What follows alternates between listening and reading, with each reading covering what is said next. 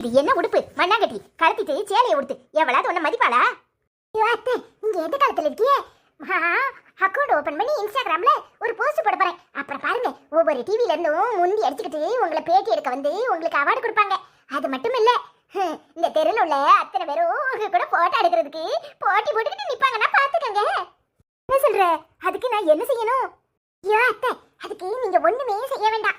ரொம்ப சிம்பிள். காலையில இருந்து சாயங்காலம் வரைக்கும் எல்லா வேலையும் நீங்க விழுந்து விழுந்து செய்யணும். எனக்கு சாப்பாடு பரிமாறணும், அதை செய்யணும், இதை செய்யணும். உங்க மகன் வந்தா கூட மதிக்க கூடாது.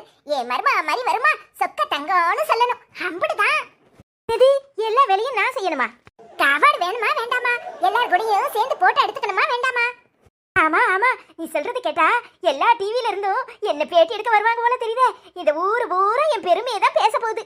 இப்ப சாப்பாடு செல்ல மருமவா, நீ உட்காந்து டிவியை பாரு. நான் இப்பவே சாப்பாடு செய்யறேன். இது எப்படி இருக்கு?